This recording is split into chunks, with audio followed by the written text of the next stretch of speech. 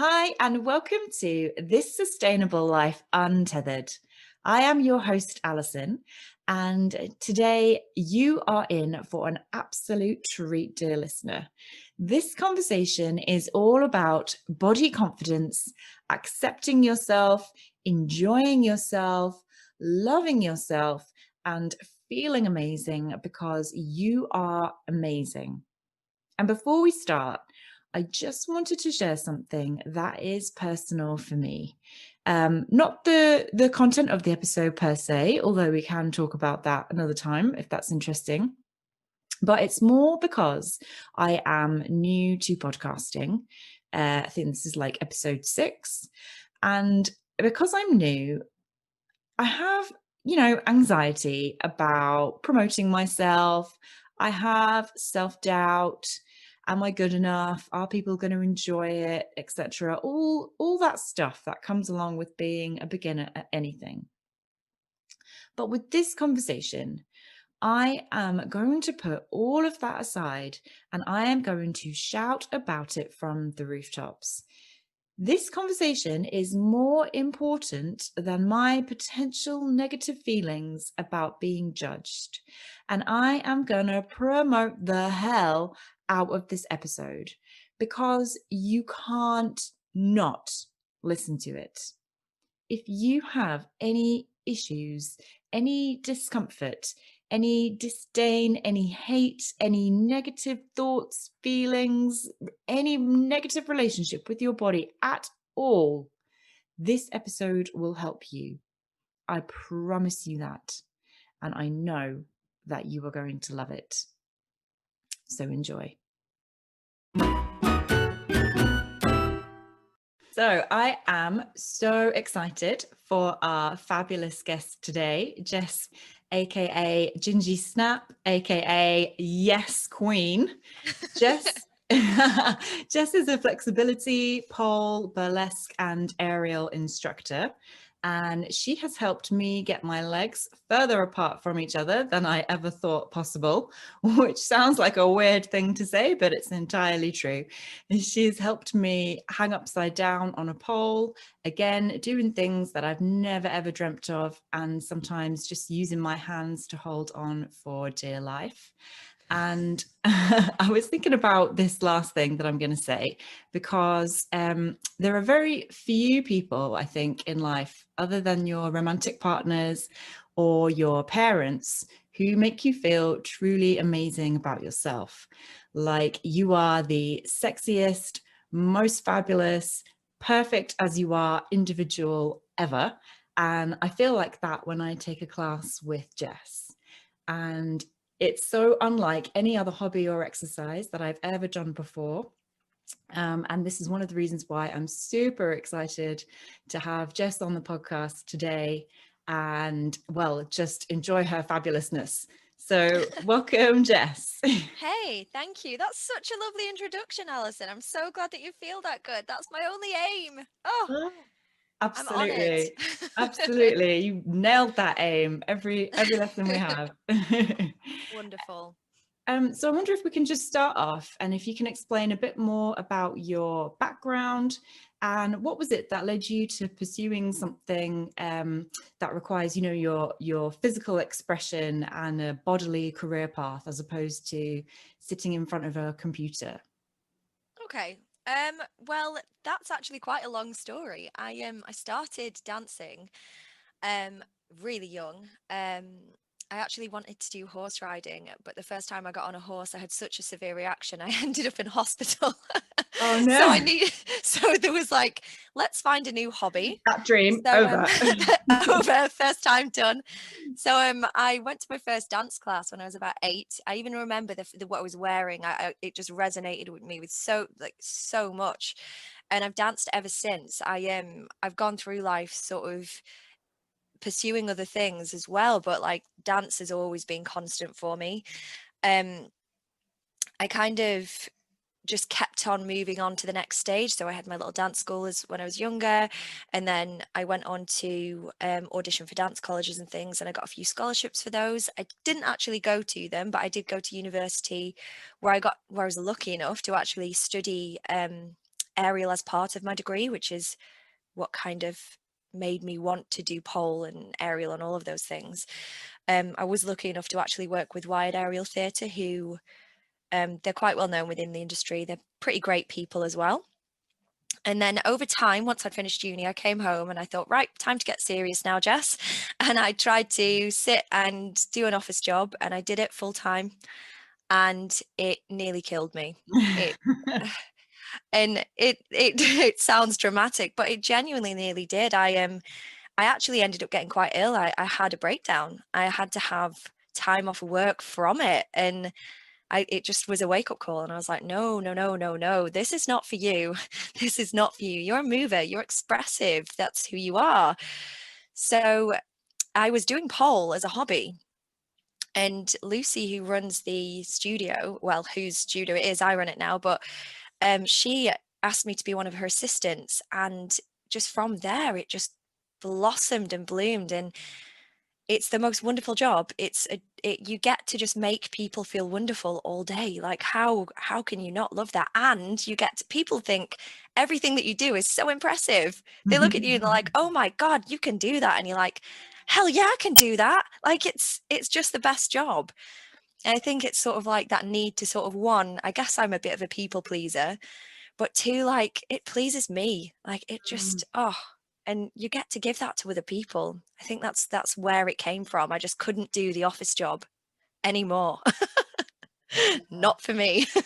Wow, it's amazing that you have that that deep self-knowledge about yourself, and that, you know, you tried things and you were just like, no, there's absolutely no way. And you had the courage, I guess, then to pursue something that you really love. And then now that you love it and other people love it, you are living the dream. I really am. Sometimes I'm at work and I sit there and I look around and I'm like, I'm at work. I'm literally at work right now. Like, you shouldn't feel this happy or be this excited to go to work. So I never say like, oh, I'm off to work. I go, oh, just off to the studio. It's not a chore for me, you know? I think that is also a winning factor. The fact that, you know, I adore it. I mean, why wouldn't you want to do the thing that you love and get paid to do it, you know? God, you're making me question my career now. Like, I feel like that now when I sit down to work. Well, everybody has different ways that they express their passion. I'm just an overly emotive and loud person, so things that are really exhibitionist really speak to me, I guess. I mean, that, and like, I'm so keenly interested in anatomy that the human body just fascinates me. So I get to just read up on the coolest things all the time. Just really. So yeah, I guess the short answer is because it's fun.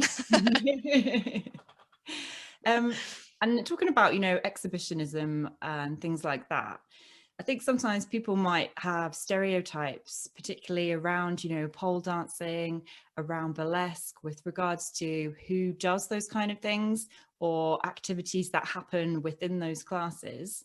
Are you able to explain just a bit about, in your experience, who does go to these classes and what might happen in one of those classes?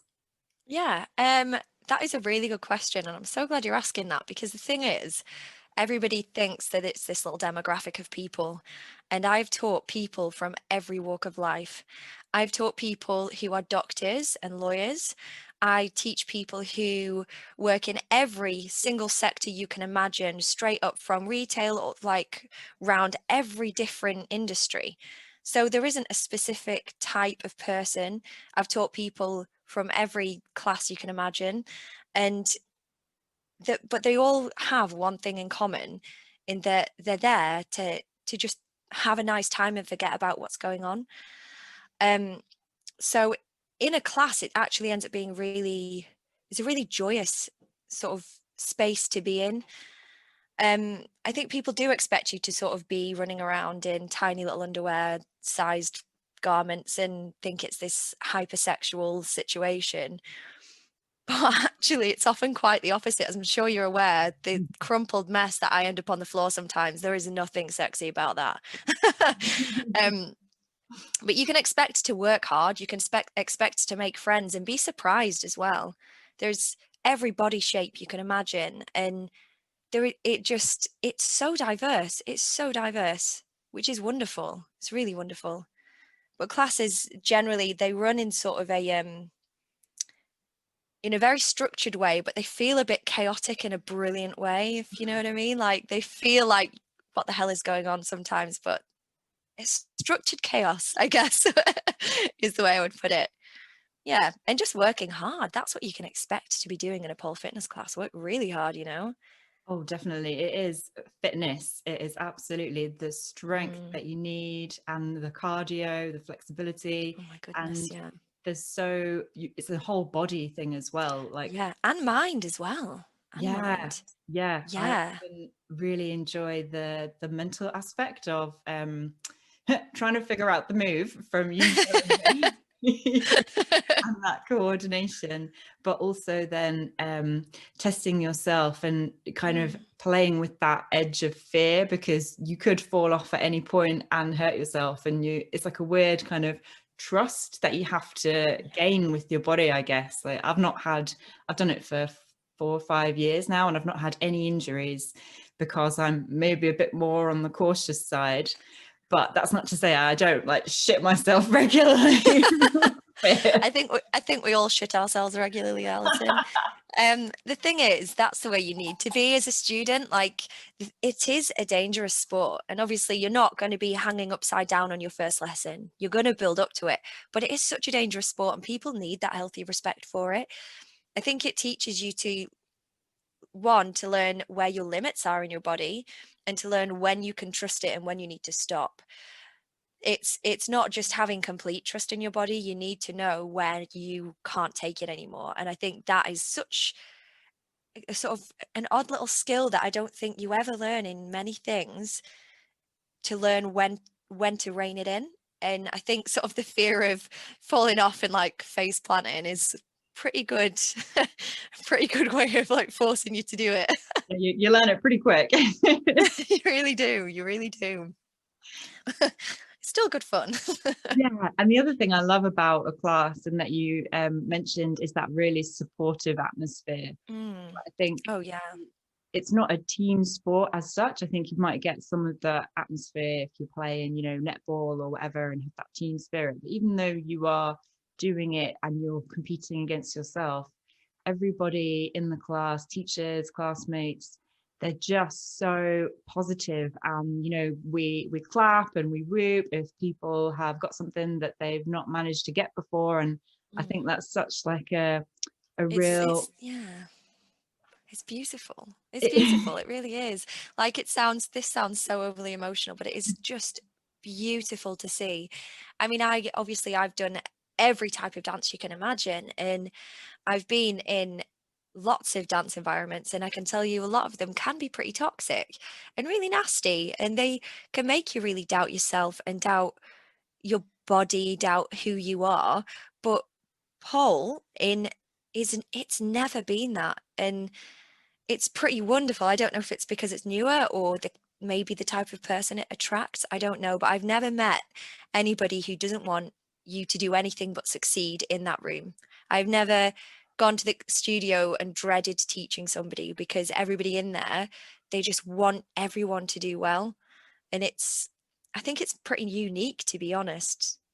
You've got that sort of drive and competition with yourself without having any competition with another individual. So it just like fosters this encouraging, warm environment, and it's brilliant. It's brilliant.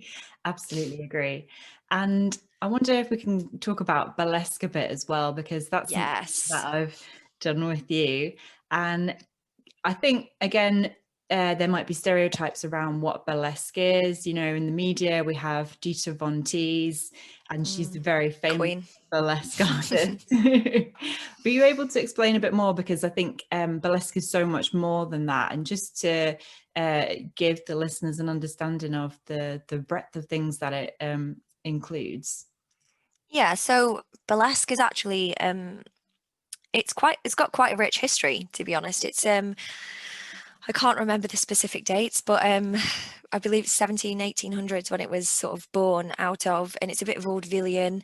It's got a long history behind it, but currently people sort of think about it as being this one specific style. but there's actually loads of styles. My favorite type style of burlesque is comedy burlesque. If there's anybody listening right now who wonders what that is, go and Google Muppets burlesque. You will not be disappointed. There is just some really absurd styles. I mean, there's horror burlesque. That is a thing, horror burlesque. But what it does, it's you are taking clothes off. That's what you're doing. But it's not about sleaze the way that people would think it would be, unless that's what you want it to be. It's more about you getting a reaction out of the audience more than sort of like trying to sort of, it's not about turning people on. That's not what it is. It's about you expressing yourself and celebrating your own body, which particularly when you're performing, it's hard not to. I've performed burlesque before. And I've performed pole, I've performed all sorts of things. And the rush that you get from burlesque is very different. And I mean, how can it not be? You've just got naked in front of loads of people. But I think there is a bit of a stereotype in that people expect it to be, well, I guess I not so much stereotype, but it's a bit pigeonholed that people think about it as this one tiny little thing. And it's so much more broad than that. And it's just so much fun. Again, it's just so much fun. You learn how to be silly. You learn how to look at yourself in a different way. And it's such a good confidence booster. My goodness. 100% agree with the confidence boost. So in a few classes, I remember when I first started, like we do warm-ups, for example, where we walk down the room to music, and the walks get progressively more expressive, I suppose, you know, in line with the music, and like you say, enjoying your body, celebrating your body. And you start off all closed up and like giggly and embarrassed, and then by the end you're like touching yourself all over, you know, feeling amazing. And it does definitely bring out that confidence in you. And I think like one of the things that I found amazing about you is your extreme confidence and body positivity that comes across in all the classes, and that you make your students feel as well. So what's your like relationship like with your body? Have you always been this confident? No, absolutely not. No. I know that confidence is genderless, but I do think that growing up at the time that I did, having a female body, I did have a lot of things projected to me, sort of like, you should look this way, you should be this way. Also having a dance sort of background, I've been to auditions where at size 8'10", I was the biggest girl in the room and was made aware of it and told maybe I should lose weight. I've been told about things about my face. So I've been told, you know, so I've got red hair, so I've got really pale eyebrows. I've had people comment on that, saying I need to do something about that if I want to perform. I've had all of this kind of like barrage of, you shouldn't feel good about yourself. And for a long time, I sort of believed it, and I just didn't think very much of myself, to be honest. And then I started with aerial, and I started to gain a little bit more confidence in my own ability. And then I wanted to do pole. I'd wanted to do it for years, and I just never really plucked up the courage to go. And then when I started going, I started thinking, you know what, actually, this isn't so awful, you know, my body isn't terrible at all. And the biggest thing that happened for me was learning to be almost naked in a room full of people. So I remember the first time I had to wear shorts for pole. It was the first class I went to, and I had these massive bicycle shorts on, and I was fuming. I had to wear these tiny shorts. They weren't tiny, but to me they were. And I was so unhappy, and I just thought, my goodness, I look awful. And then I saw the pictures from that day of the moves that I'd achieved, and I was just amazed at myself that I'd done it. And then over time, I started to get more confident in myself anyway. But then I'd look back at those pictures and think, I used to think I looked awful in that. And then now I don't. I just think that what's happened is over time with one, I think teaching's made me more confident, but having to be naked and having to have your body out all the time is in a room with mirrors forces you to look at yourself in that state all the time. It forces you to. And once you have to look at it all the time, you start to be more accepting of it. And I can't imagine myself now ever going back to that level of dislike for myself. Like I would say, I think I'm one of the most comfortable and confident people I know in my own body, which is quite a big achievement really, but it feels like nothing to me now. It feels like, well, that's easy, but it wasn't back then. So if anybody has like the level of discomfort and just general disdain for the body like I had, honestly, you can get to the level of confidence I'm at, because I hated it. I hated everything about it. I thought my thighs were huge. I thought I had this horrible wobbly belly, and I just not anymore. Now I'm like, yes, I'm a sexy bitch. Move out the way. I just strut into a room with no clothes on. It's got to the point where I'm so overly confident, I accidentally open the door to postmen with like no pants on. Amazing. So is it something about like almost flooding yourself, like you just had to look at yourself so much that there was no way that you could feel negative that whole amount of time that you were looking at that mirror? Like it was just impossible. Something had to change. Yeah, absolutely. I think as well, I did actively try and take steps to push myself to be more confident about my body, because I was sick of feeling bad about myself. And that, in as well as, I think pole was the push for it. I don't think I would have ever taken those steps if I'd never tried pole and aerial and burlesque. I think they were the catalyst really for me to start really looking inside and being like, actually, why do you want to feel like that about yourself? You want to have a happy life, sort it out, God, I wish it were that easy.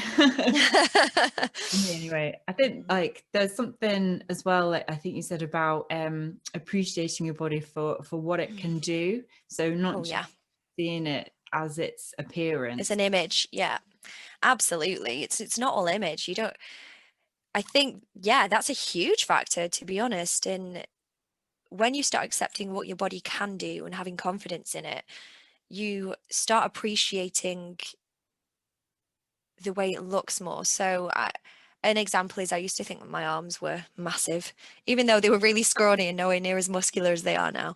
And I used to think, oh God, that's awful. But now I'm like, oh wow, my arms are massive. And it's a good thing, like that whole kind of rhetoric's changed. Like, well, the rhetoric hasn't changed, but like the intention behind it's changed, just because my mindset about trying to sort of think about my body and what it can do, rather than it just being this thing to look at.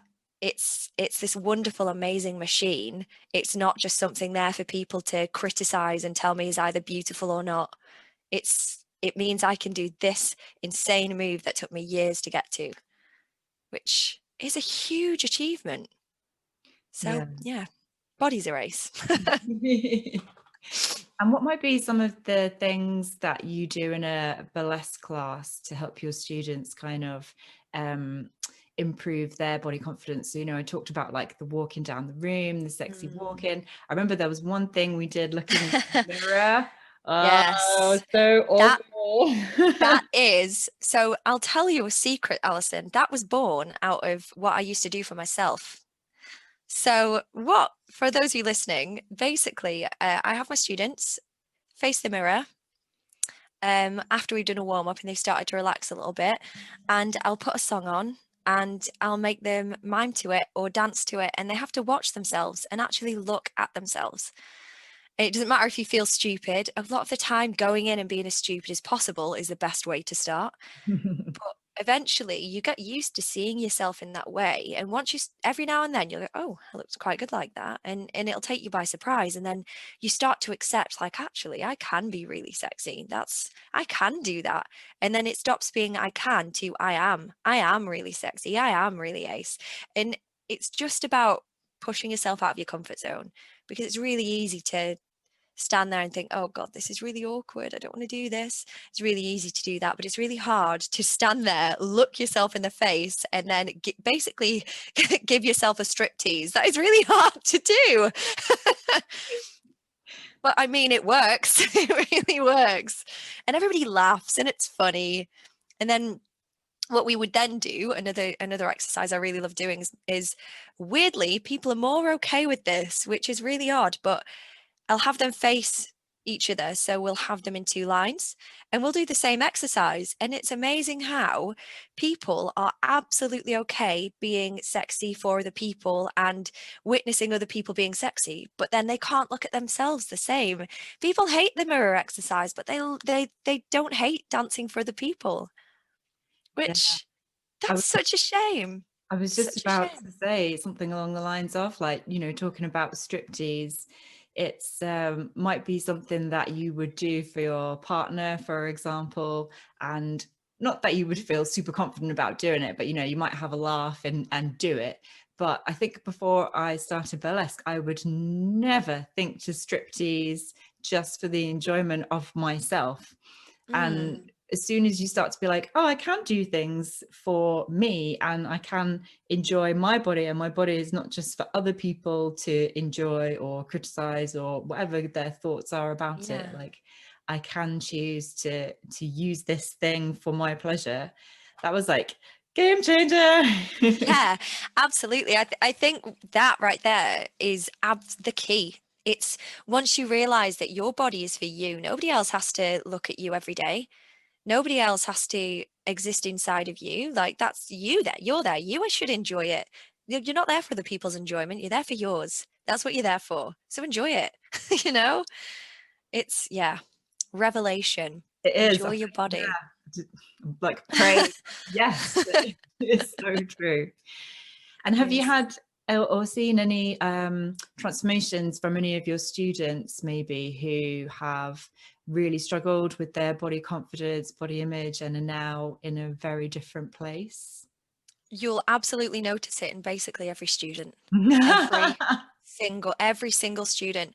If you see them on their first class right through to advanced, the difference is astonishing in everyone.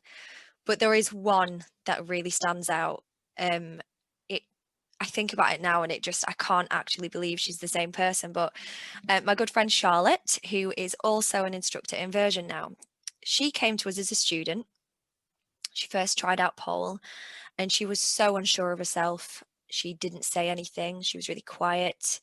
She barely spoke to me. At one point, she actually thought that I didn't like her. There was a whole thing. And I remember her turning up to her first sexy pole class. She'd pushed herself out a little bit and thought, I'm going to try sexy pole. And she wore leggings that time. Now, you know Charlotte.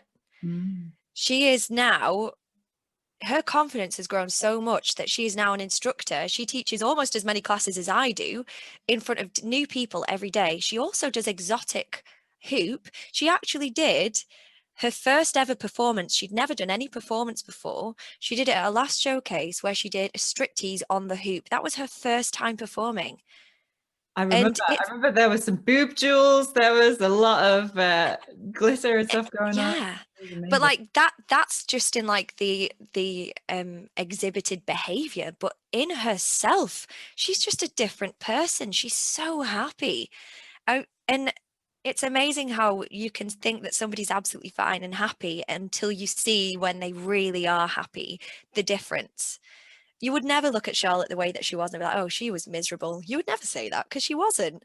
But compared to now, like, my goodness, she was a positive Scrooge compared to the way that she is now. And it's lovely to see. I do, yeah. And to be honest, all the instructors, I have noticed a massive change in everybody that's come to teach for us from when they first started. It transforms you. It really does.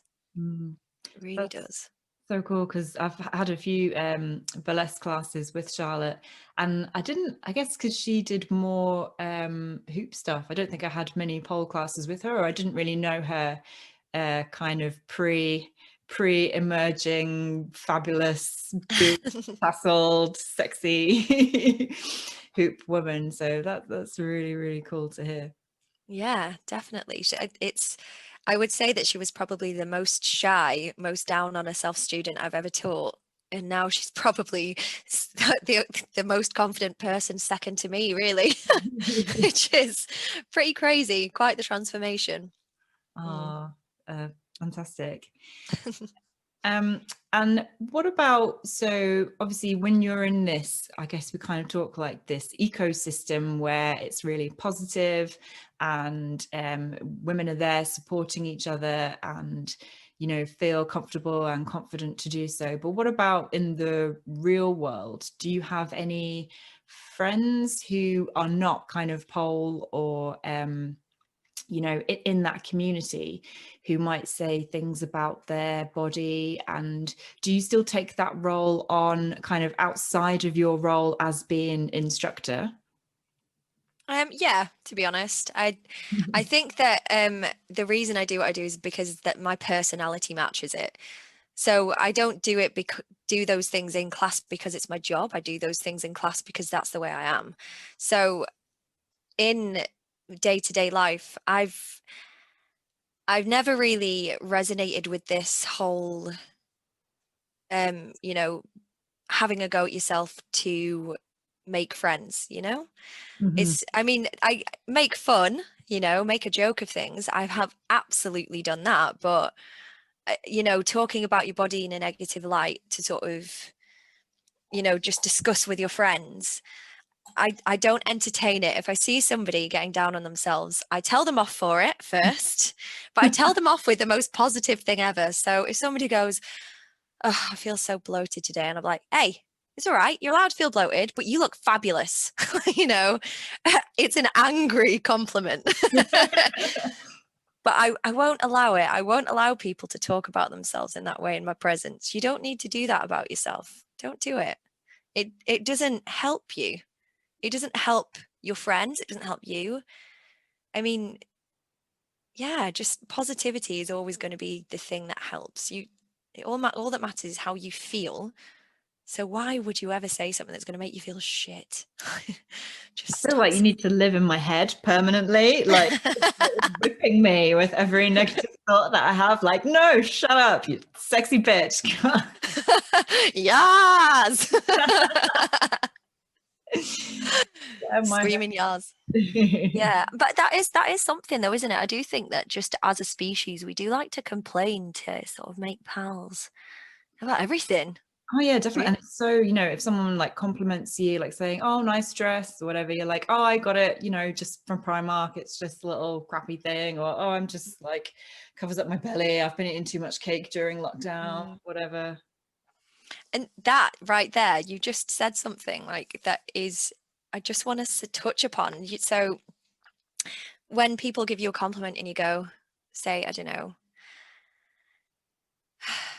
I'm trying to think of something. Oh, your hair looks nice today. And you'd be like, oh God, no, I'm just really not happy with it. You know, you can accept compliments and it is okay to agree.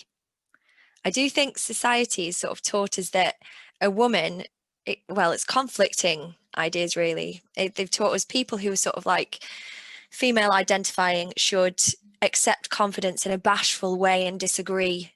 But then they want you to be confident and own it. So that's actually kind of not going to work. You've got to do one or the other. You can't do both. So accept it, because you being bashful and saying, oh no, well, you know, trying to sort of talk it down, eventually you start to believe the bad thing.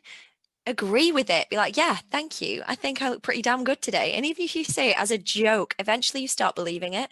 You wouldn't believe how many times I have sounded like the most arrogant asshole because I've been like, yes, I look fantastic, you know, but it's okay, because the thing is, you're not being arrogant. People need to reassess the way that they perceive you if they think you're being arrogant because you've agreed with a compliment that they have given you. That's their issue, not yours. Actually, yeah. Wow, you just, yeah, that's very true. I never thought about it like that before. And I think like you've just inspired me to take on a little personal challenge. The next time someone compliments me, I can accept it and go, oh, thank you. Oh, thanks. You know, that tends to be my thing. But to say thank you, yes, I am looking fantastic, or like I've never done that. I don't think I've ever done that. So, you know, I've never been used to be good with compliments. My boyfriend actually makes fun of how awkward I used to get. Like, he'd give me compliments and go, "Oh," and my like head would like shrink into my shoulders, and I'd be like, "Thank you." Right, like, oh God. Yeah. But now I'm like, attention, please. Look at me. I look amazing. And he's like, "Yeah, you look amazing." And I'm like, "Thank you. Yes, I do." So it totally changes your mindset once you start accepting people's compliments and agreeing with them. Yeah, to be fair, you might get the odd funny look, but you know what? That's their issue. They've said it. So They've said it already. You're just agreeing. yeah. Like How much of an arsehole do you need to be if you say to somebody, "Oh my God, you look amazing today," and then they go, "Thank you, I think so too," and you're like, "All right, big head." Like, you are the dick in that situation, you know? Oh my God. So that's like a really practical thing that I'm definitely going to take forward, as well as looking at myself in the mirror more and dancing for myself more and enjoying my body more. But is there anything else that you would suggest to other people who want to cultivate their own body confidence? Any other practical things that you do to feel better? Or Yeah, loads. yeah. So first thing, easiest thing, stop telling yourself off. Stop it. Just stop it. You don't need to have a go at yourself. You're allowed to have days when you feel shit. It's okay. You don't have to be hyper confident, amazing, superwoman every day. You could have a day where you feel like an actual potato, and that is okay. Allow yourself those moments. There are days when I feel like a potato, but I know that the next day I'm going to feel like my fabulous self again once I've had a little bit of a sleep. And yeah, just be nice to yourself, be kind. So that's the first thing. But then another practical thing is to change the narrative, the way that you speak about yourself. It does take a bit of practice, but it's very helpful. So when you look in the mirror and you see something that you don't like and you automatically go into that negative narrative, try and find yourself when you say those things and stop it immediately and find the thing that you love about yourself that day and say it over to yourself out loud as a positive affirmation. So I might say, I've looked at myself and I thought, "Oh, I look really bloated today." And I'm like, "Oh, wait, no, I'm going to turn around. My back looks really muscular today and I'm living for that. You know what? I look amazing. My shoulders look ace. I look really good." Say it. Nobody's around. It's just you. Mm-hmm. Say it. It really helps. And I guess the third thing would be, this is a bit of a weird topic for a fitness instructor to tell you, but stop restricting food. Stop punishing yourself with your diet. You're not helping yourself by saying, "I can't have that one chocolate bar." So long as you're not living on chocolate bars, have the damn chocolate bar, you know? Yet one of the things we get joy out of life from is food. It really is. Yes, it's a nutrient and it's sustenance, but we don't just want to fuel ourselves. You want to fuel yourself, but you have to allow yourself enjoyment. Being restrictive with food can cultivate a negative sort of mindset about your body, where you kind of look at it and you're like, "I can't have that because I don't want to be this particular weight." And then you start looking at that weight and thinking, "I'm this particular weight. That's why I can't have that food I like." And then you have a terrible attitude towards food, a terrible attitude towards your body, and then you're miserable. Have the chocolate bar and all three of those things have gone. Yeah. That's so true. I have to say, like, I used to be a bit of a food restrictor. I still am to some extent. And recently my partner and we've both rediscovered bread. Yes. Just having toast, bread and butter. Like, sometimes I think, "Oh, we can get like takeaway tonight and have a little treat or something exciting." And then I'm like, "Oh, I could just have some lovely toast and just sit there like making rounds of toast." Yes.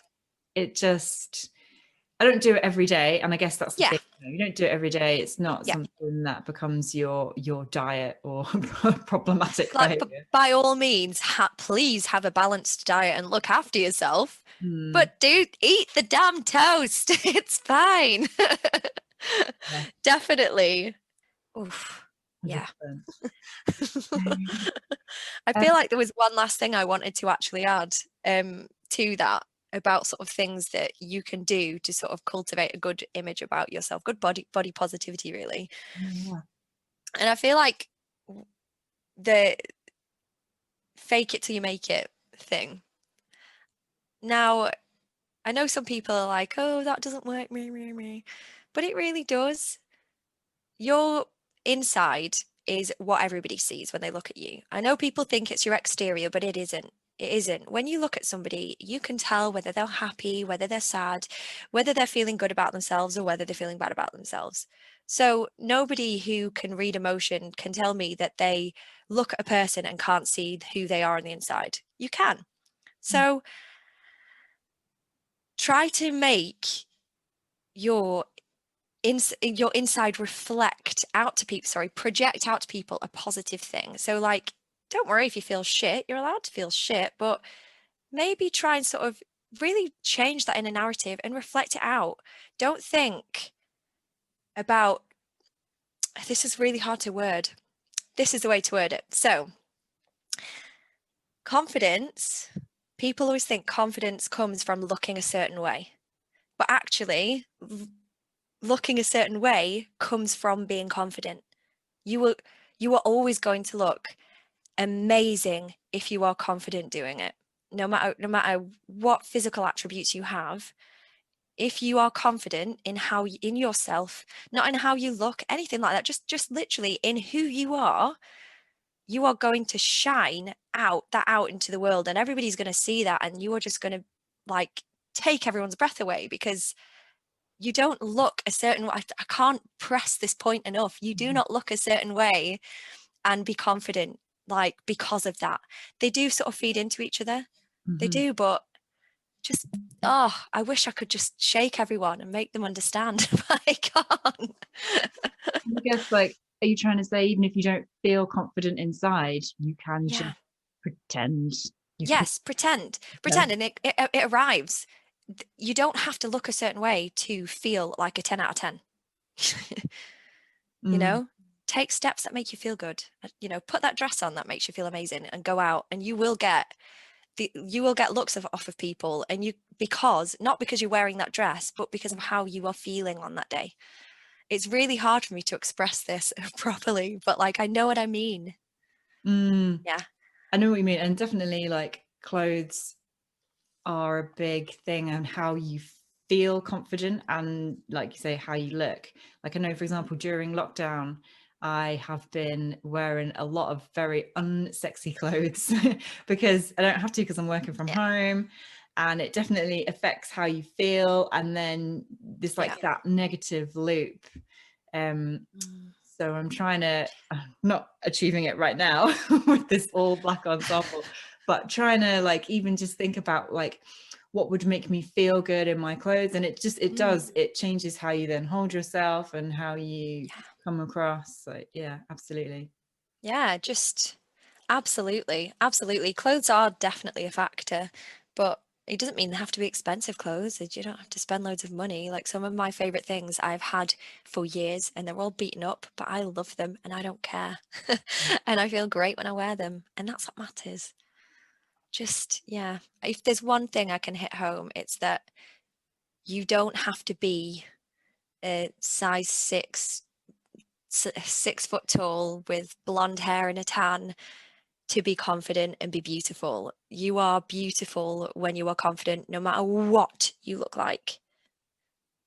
That is much more the way to put it. I got there. We got there in the end. I just want that bit recorded. I'm just going to play that every morning, like when I wake up, just that little bit over and over again, just to start my day. I mean, you're allowed bad days. You're allowed days, like I say, when you feel like a potato, but over time, the potato days start to become less and less when you start allowing yourself to sort of celebrate who you are. Just celebrate and stop caring what other people think. Just stop. Fabulous, Jess. So the second part of the podcast is more about kind of the environment and sustainability. And I like to start off by asking the guests, what does the environment mean to you? And is it something that you care about? Is it something that you're active about? Yes, Absolutely. I don't really think there's anybody in my circle who would say the environment isn't important to them, really. I think we are all David Attenborough's grandchildren in this country, and that in itself can make you adore the environment. But I'm actually a very nature-driven person. If I don't get to go outside or go and be around the quiet for too long, I can feel it. It really negatively affects me. So conservation is a huge deal to me, in particular. Conservation of, green areas and wildlife, massively important. I do worry about the environment pretty constantly, especially at the moment. I think that it's our responsibility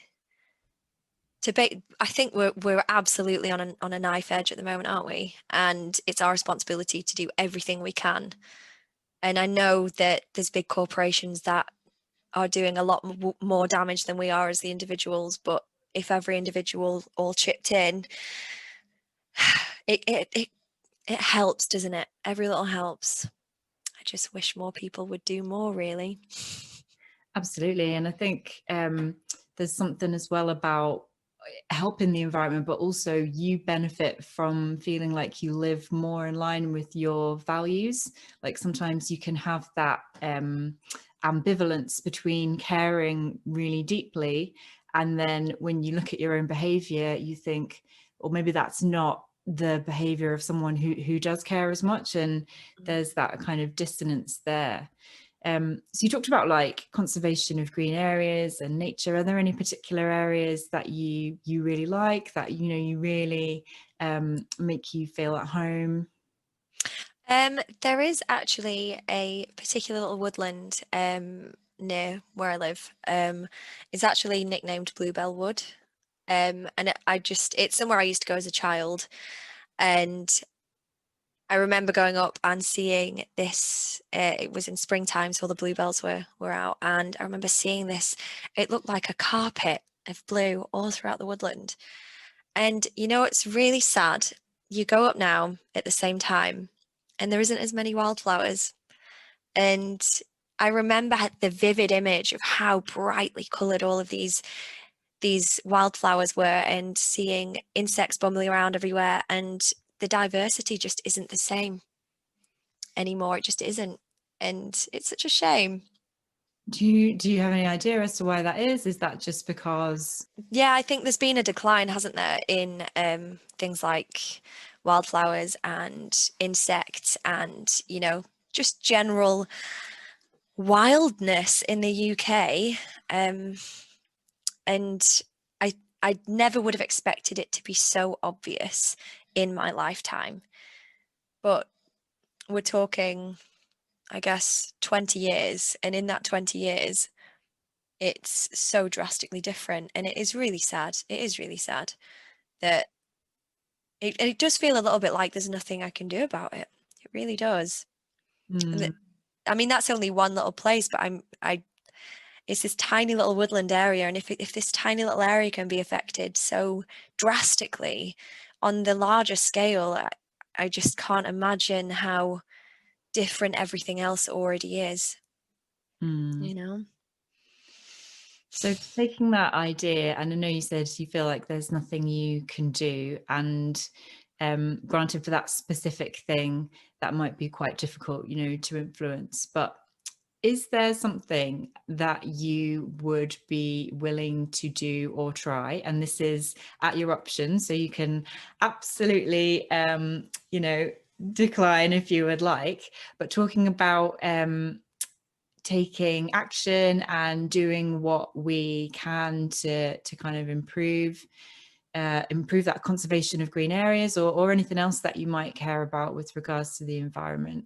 Is there something that you could try? It doesn't have to fix all the world's problems overnight. It doesn't have to, it can be big, it can be small, but something new perhaps that you've been thinking of doing but not tried and would be willing to give a go. Absolutely. I'm trying to think of things I wanted to do, but I don't have the space for. So my dream when I have my own garden is to just plant lots of wildflowers, have my own little mini meadow with lots of plants and things growing. I guess I do think that one of the biggest problems that we have is that there isn't enough greenery around. We need more grass, we need more plants, we need things like that. And I don't actually have any plants. So Okay. I guess that right there could in itself be something for me to do, because I'm looking around. I think there's one plant in my entire house, and then that's it. So Interesting. I guess maybe looking after some. Well, I guess getting myself a little plant box, maybe some veg or something. We'll see. Yeah. Grow something. I could grow my own veg. Who knows? Start my own allotment. Just in your room next to the pole, like carrots just poking up. Or... on top of the wardrobe. Yeah, I like that. I think that would be a really good thing, especially, you know, you were saying that if you don't spend time in nature, then you feel you don't feel as good. So what if you could bring a bit more nature to you? So if we were to kind of make it a SMART goal, as if to, you know, really kind of define it, what do you think that you could do that would be kind of realistic, and what time frame? I have no idea, Alison. This is under the assumption that I can make decisions quickly. I'm used to just, you know, taking my time. So I'd love if you have a suggestion. Hit me with it. Well, I don't know. You talked about maybe like growing your own veg or something like that. I think you can buy, what can you buy? Like bags of compost where you can grow tomatoes, or go even smaller. And it would be one thing that I would try and do. You know, you buy like basil from Sainsbury's or whatever. Oh my goodness. I always try and keep it alive, but always die. I actually once, a long time ago, did this, and when I lived in a flat, and I had a mint plant, and just a little mint plant, and it got so big I had to repot it 3 times. It started to take over my kitchen. It was in this. It was in this. What can I do with all this mint? Do you want mint tea? You want mint? I don't know. What else can you do with this? I had to keep trimming like it back. It was like Day of the Triffids. It was everywhere. It ended up getting. I named it. Okay, so is that something that you might? Yeah, absolutely. I think what I can do is I can just, when, you know, I'm allowed to go to a supermarket. I think my local Booths actually sells some gardening things. I can go and see what we've got on offer there. Try and avoid the old online delivery if I can. Okay.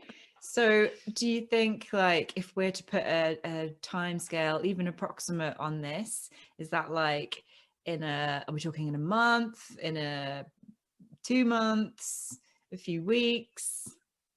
We'll go for 2 months, because, like, you know, let's go for updates. So we want updates on the baby plant, you know? Has she killed it yet?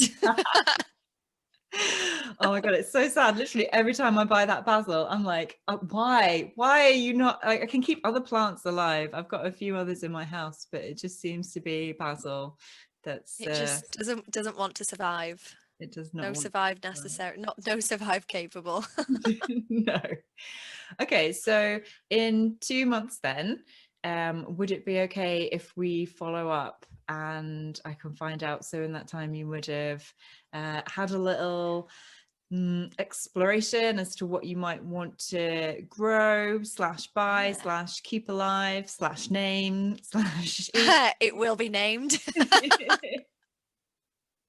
Absolutely gonna name this plant. We'll see. I'll have a little research about like different things, because obviously with the time of year may have to be an inside plant, but we'll see if it's something edible. If I can grow something edible, that'd be ace.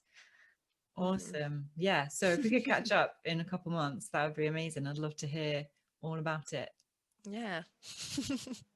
In time for Christmas. Well, after Christmas, in a couple of months, actually. Yeah, after Christmas by that point. Yeah. Yeah. Don't mention the C word. What do you mean? Oh, I've not done anything, no preparation, nothing. Although I'm looking forward to all the Christmas food. That's basically, yeah. yeah, fair. I'm very, very much looking forward to the Christmas food.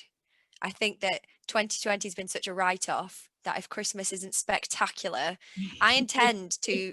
I don't really drink. I drink like maybe once a month, maybe. But at Christmas, I drink for 2 weeks straight every day, and my tolerance is absurd. I can just go all day. And is it I like, could just save it up.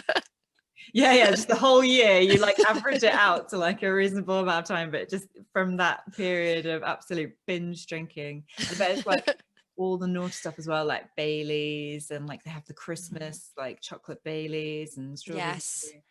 Snowballs, Advocar. Oh, old school. Advocar and lemonade, snowball. Love it. Yes. All the mulled wine, mulled cider. Basically, if it's mildly alcoholic, it will be inside of my body. A good plan. Cool. Well, thank you so much, Jess, for this conversation. It has been so fantastic getting to talk to you about this, and I'm sure that anyone listening will just completely get now why like I keep coming to your classes, while I just like and follow everything you do on social media. You're just an absolute positive force of positivity, and it's not just positivity, like you said, there's like an almost an anger about it as well. Like, yeah, I'm like aggressively positive. aggressively positive. There's like boundaries. No, you will not allow yourself to do. And I think sometimes like we need to be told, we need to be told off for letting ourselves treat ourselves that way. So it's Yeah, be really, kind to yourself. Be kind to yourself. I'll be mean to you until you're kind to yourself. It works. It so works. If anybody wants to follow you, what's your social media? What's the best way to get you? Yeah. So there's loads.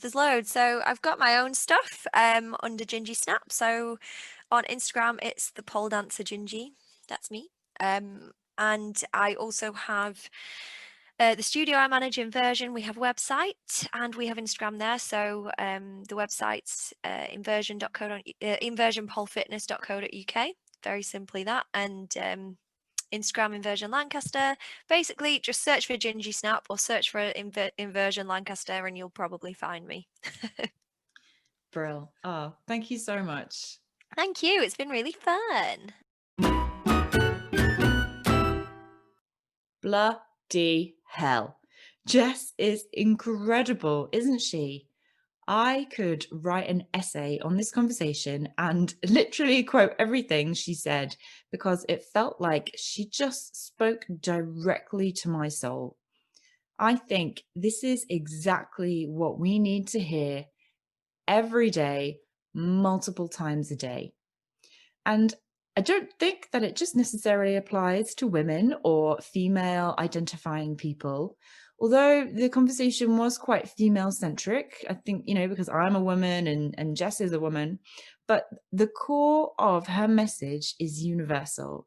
And I think it can be summed up in this quote: your body is for you. You're not there for other people's enjoyment. You are there for your enjoyment. Boom. And you know what? God Almighty, you better start enjoying yourself pronto, or else she will tell you off. And, I think like I love that idea of being aggressively positive with yourself. Maybe it's not Jess telling you off, but you telling yourself off. How dare you? How dare I be mean, rude, and hate my body when it is, as she said, the most incredible, amazing machine that allows me to do the things, all the things that I want to do? How very dare I? Some more takeaways from me and the practices that I'm going to try out and that I highly, highly recommend you do too. Number 1, the mirror practice. Seduce yourself for your enjoyment. And I love that pathway of going from, oh, I guess I can be sexy, to I am sexy. 2, agree with compliments. If someone says you look great, say thank you. Yes, I look amazing. I'll be honest, this makes me feel a little bit uneasy, but I will give it a go, and I will take some notes actually about how it goes and do a later episode and feed back to you what it was like for me to agree with the compliments.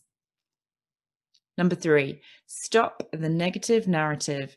And if you're finding yourself being negative about your body, find something that you love about it and compliment yourself out loud.